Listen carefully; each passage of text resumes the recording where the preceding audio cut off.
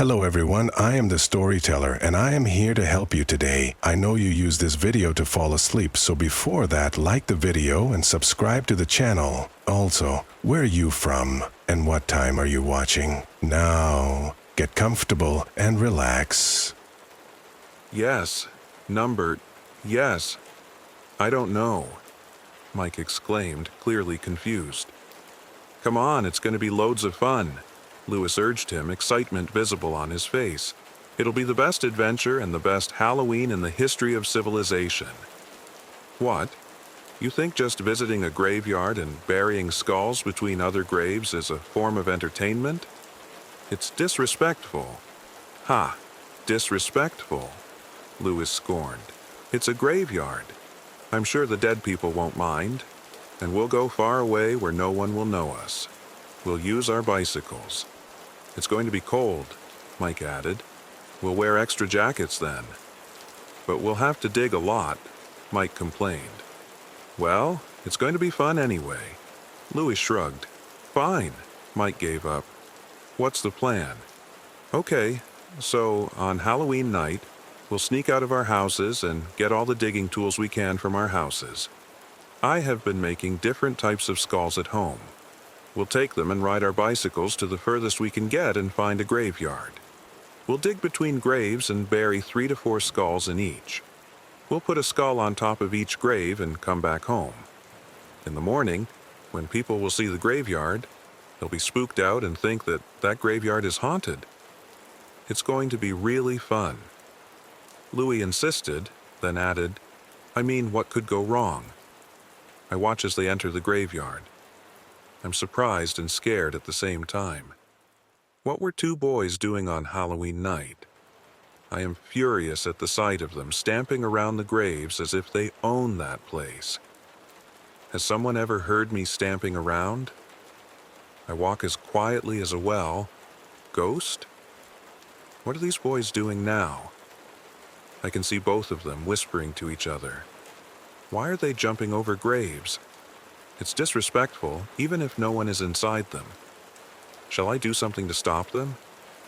They don't even realize whose graves these are. I must stop them. They entered the graveyard. Are we too loud? Mike asked, whispering. No, we're just tiptoeing, Lewis whispered back loudly. Shh, shh. Okay. Mike hushed him as they climbed over graves to select a place to start digging. It was very dark, and the night was whispering at them to turn back. Only if they weren't so deaf. Come on, let's start from here. Louis spoke softly, pointing at a space between 2 graves. Mike shivered and jumped as Louis's feet rattled against a bone. Mike clapped his hand to his mouth to stifle himself from screaming. What's a bone doing here? He choked on the edge of tears. Shh. Don't be a coward. It must be a dog's or a cat's. Come on. They started their digging, Mike glancing here and there every now and then to check if someone was approaching them. Soon, they were done digging the first grave. Louis took out 3 big skeleton faces and threw them in the grave. In the darkness, they looked like devils which could have come in people's dreams and make those people never wake up. After glancing at them, they started throwing back the mud and digging the next grave. This is enough. I will teach both of them a lesson. None would be alive to learn. I head forward, ignoring the fact that they can see my footprints in the dirt. First, I make for the arrogant-looking boy. The one with the excitement on his face, the one who is digging swiftly. I promise myself that I'll make him suffer. Lewis looked up just in time to see a bone hurtling towards him. Shocked, he had barely moved an inch that the bone hit him right in his forehead, sending his world spinning. He dropped his spade with a thump and sat down hard on the sand. Mike gaped at Louis' forehead, which was blood red, and screamed. At once, something dragged him forward by his feet and he fell on his back. Before he could do something, he saw Mike being beaten up by a bone which was floating in the air while beating Louis. He screamed again. I beat the arrogant boy by the one, while the other one yells continuously. I wish he will stop. He's very annoying. Besides, I wish he knew no one would come to his aid. I finish the first boy off and throw him out of the graveyard with one twist of my hand. Mike couldn't stop screaming. Louis was tilted in the air, and as he watched, was thrown over the fence near their bicycles. Mike tried to get up and run, but he slipped badly on his back again. He was almost sure it was broken. He knew he was done for. This was the worst nightmare. Ho couldn't die now. Not yet. Something knocked him on his forehead and he blacked out. The other one, the scaredy cat, is gravely injured. I carry him outside more carefully. I do not know why, but I don't feel like killing this one. I get back to the graveyard, proud of my performance. My family will be proud. Actually, today is my duty to guard our graveyard. People around here think human beings are buried here. How wrong they were, they don't realize. Little do they know that this graveyard is ours. Of course, when ghosts die, they perish. They don't exactly have leftover body or bones to bury, but out of respect, we dig a grave when each ghost dies, and then we bury simple skeletons in it that we carve ourselves, like people put flowers on their loved ones' graves. Every day, a ghost has to protect the graveyard from humans, and today was my duty. I wonder what those boys were planning, but whatever it was, thanks to me, they didn't succeed in it. It was the morning after Halloween when some people discovered 2 bicycles and 2 boys in front of a graveyard. One of the boys were dead, and the other was dying. His last words were, "Stay away from this graveyard. It's haunted." With that, he took his last breath and died, leaving the people with just a haunted graveyard and his last words. After the disaster at Balaton Sea, my owner was furious, and that wasn't good for me either. However, I was happy as some turtle that has finally reached its destination, since I was absolutely sure we were heading home. There wasn't anything else to do. The trailer finished in the sea. I mean lake. Whatever where, it wasn't drivable anymore. It should be a new home for shells, clams, and fish. Instead, we finished in some huge city, but I recognized the river. Not so blue anymore.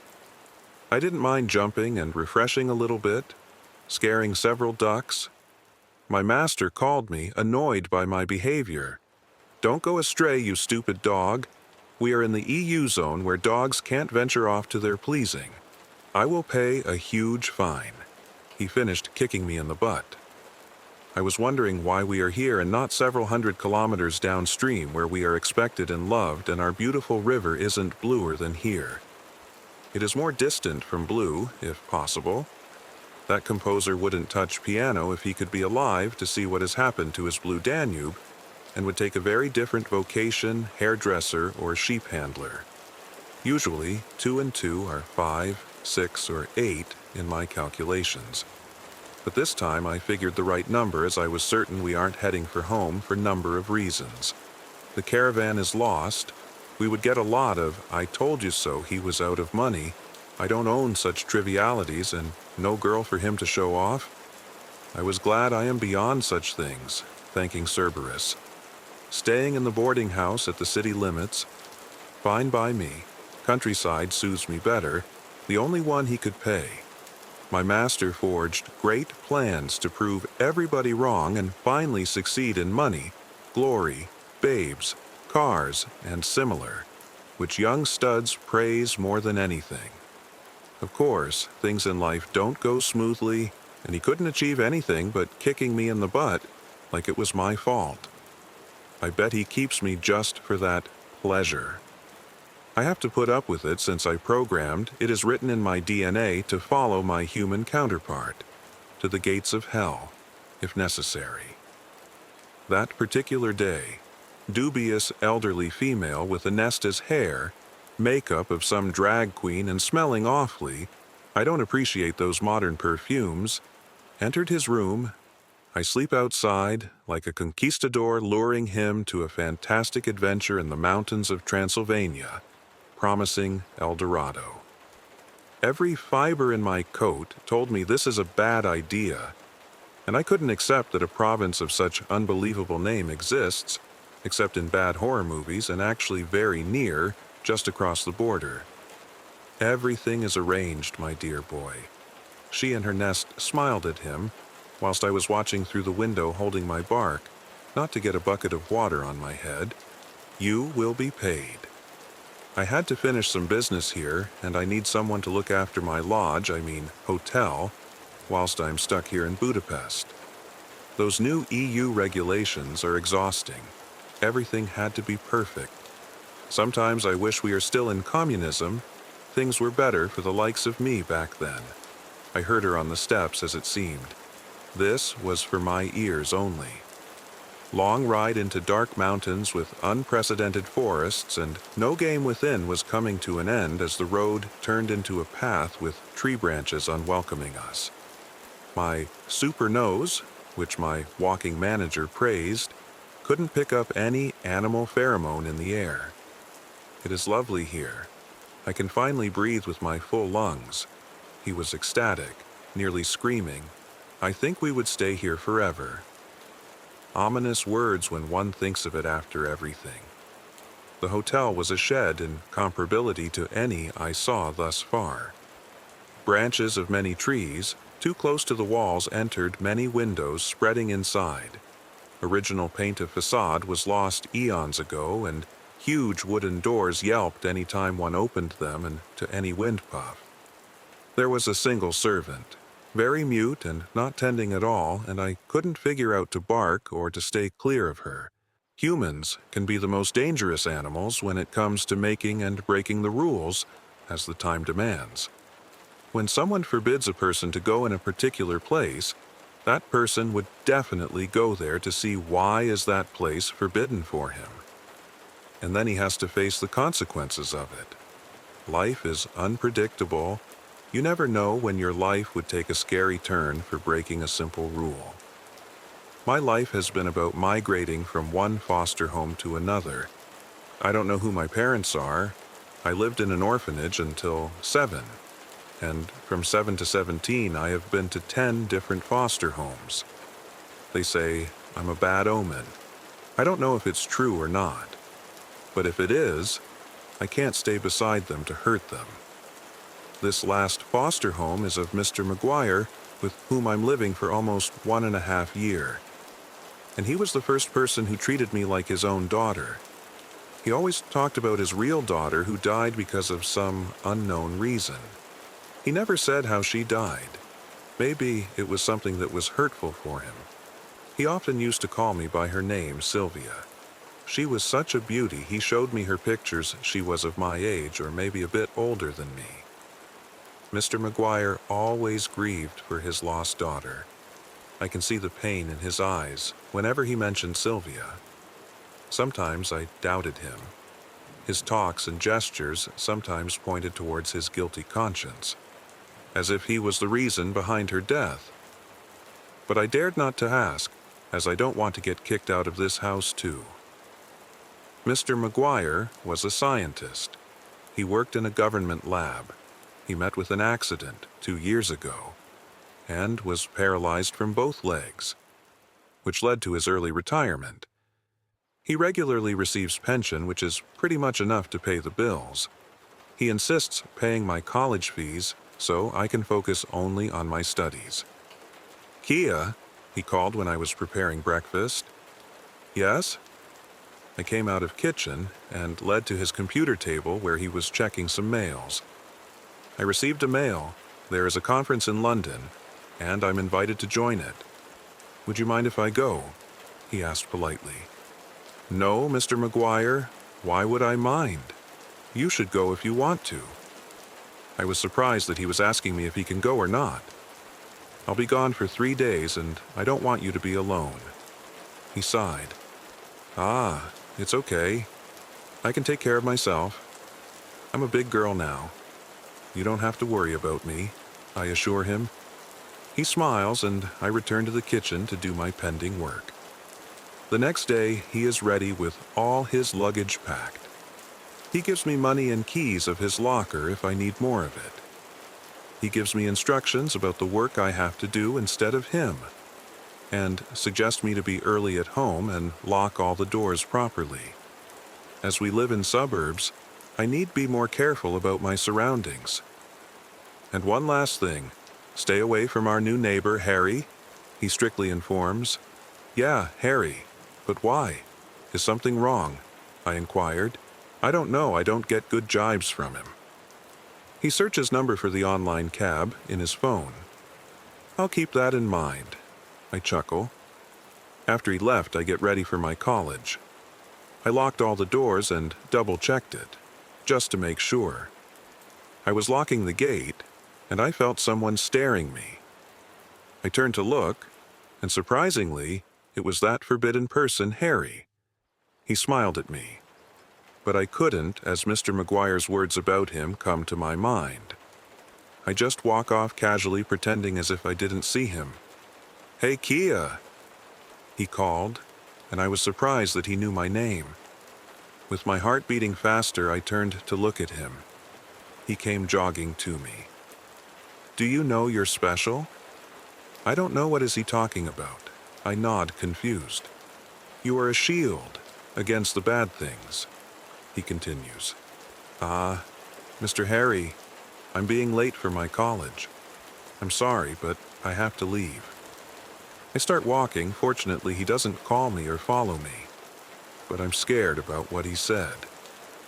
I pass all day thinking about it, and by the end of the day, I decide to talk to Harry and know what exactly he was talking.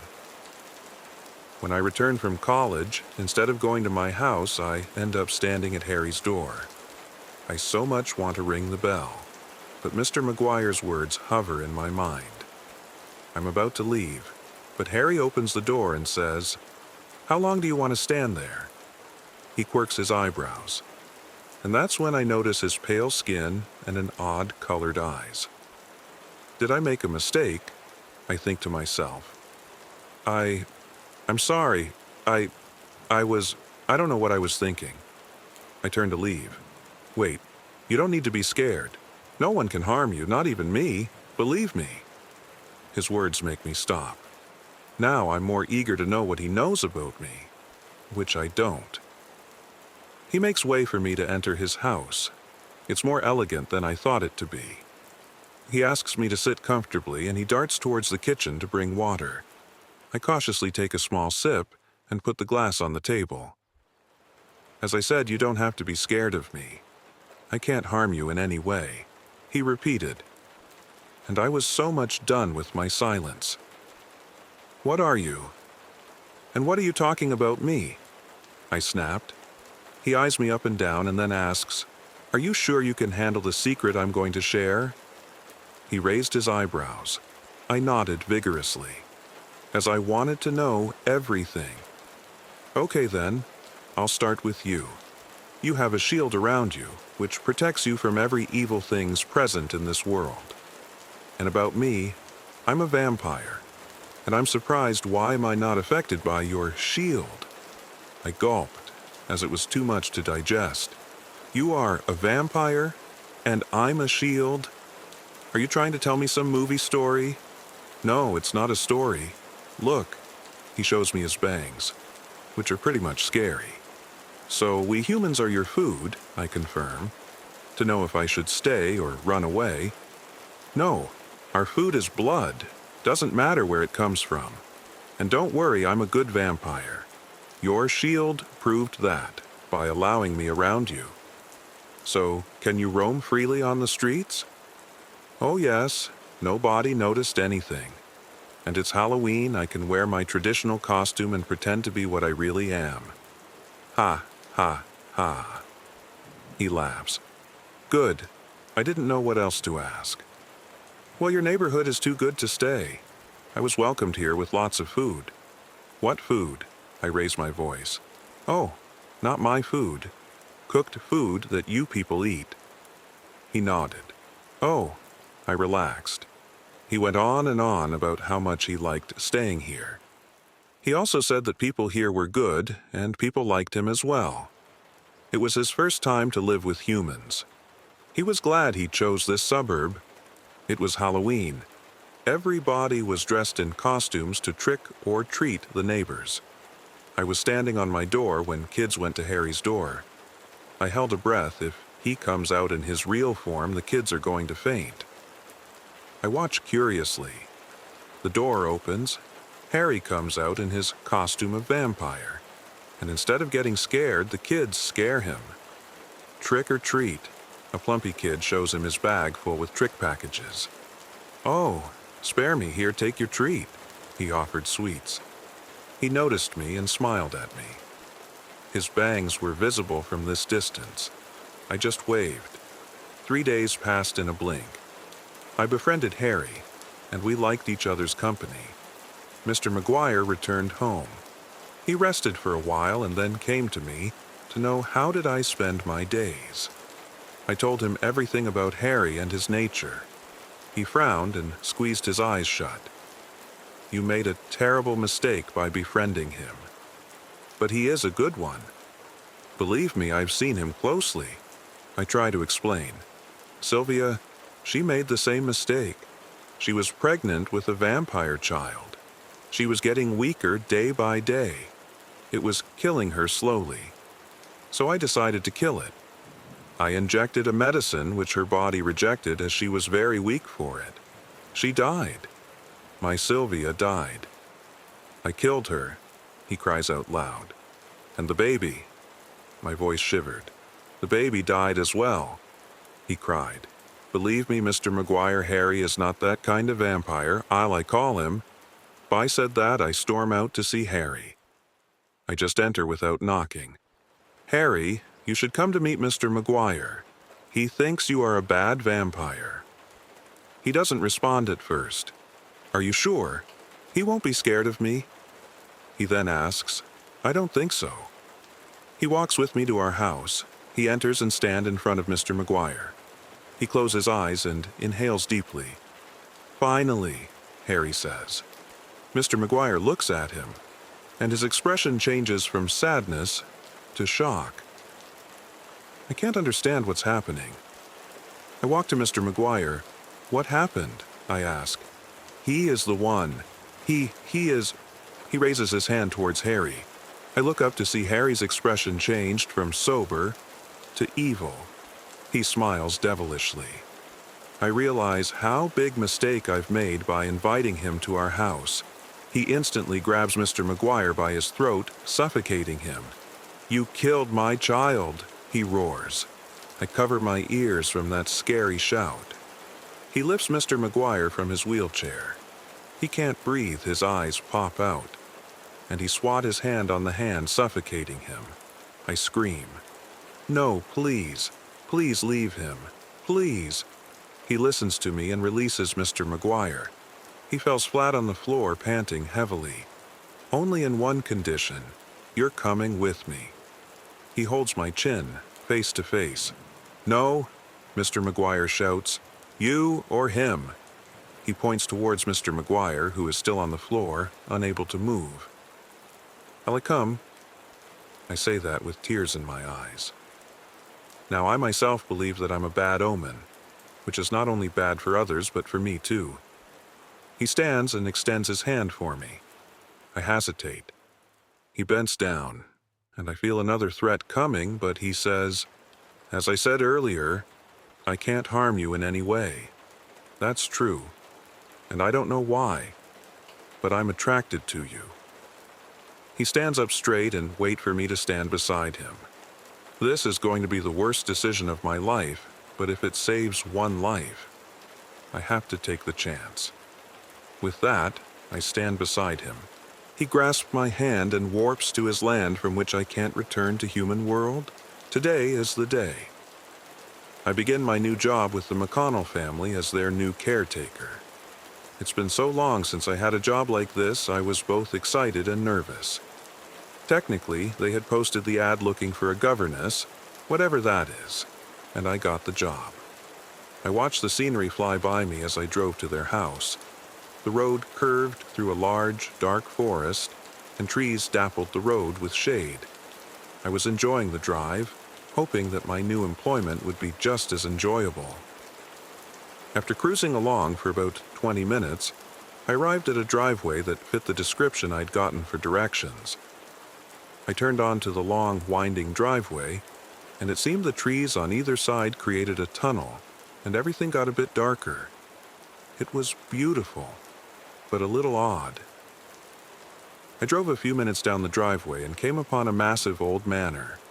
It must have been gorgeous in its heyday, and while it was still pretty now, it just seemed old and delicate. The colors weren't as bright, the shutters hung a little too much. Nothing quite in disarray, but almost as if the house was exhausted from staying up for so long. I parked my Volkswagen in the circular driveway and got out to take everything in.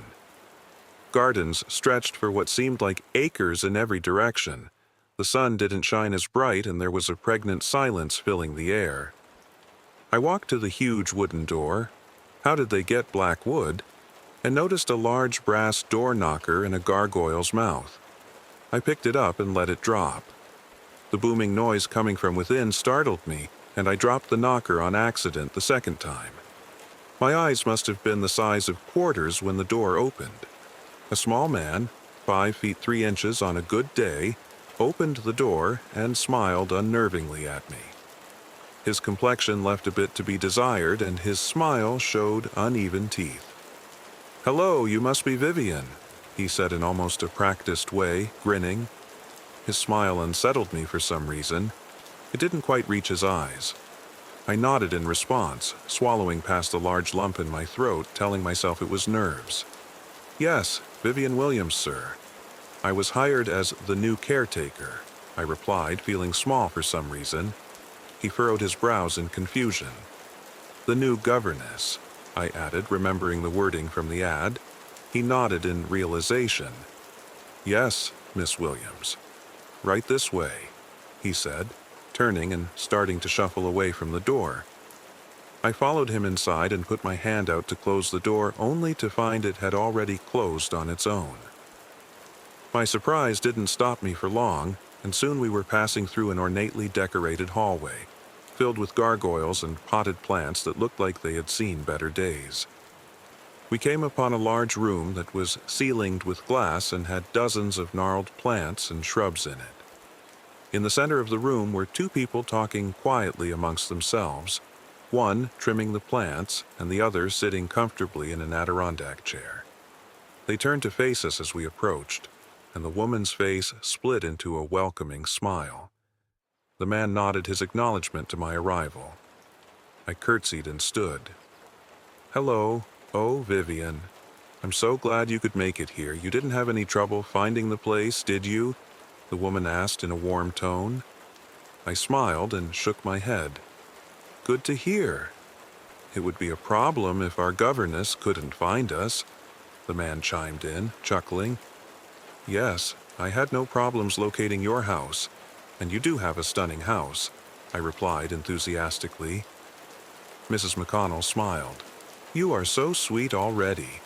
Come, you should meet the children," she said to me, then raised her hand to the short man that answered the door. "Ivan will show you to their rooms and introduce you to the children," she said pleasantly, her voice almost a song. I felt sad to leave her, but I wasn't sure why. "Yes, mistress, of course," Ivan said eagerly, then turned to leave the room. I followed him back into the grand hallway, and we walked for a little bit before Ivan turned to me. "Would you excuse me for a moment? I have to check on dinner. The master and mistress can get cranky if dinner isn't served on time." "I'll only be a minute," he said, then scuttled away through one of the archways to the side of the hall. I waited patiently, marveling at the decorations in the hallway. It all seemed so old and antique. I heard a very high-pitched voice say, "Hello," and I whirled around, trying to find where it was coming from.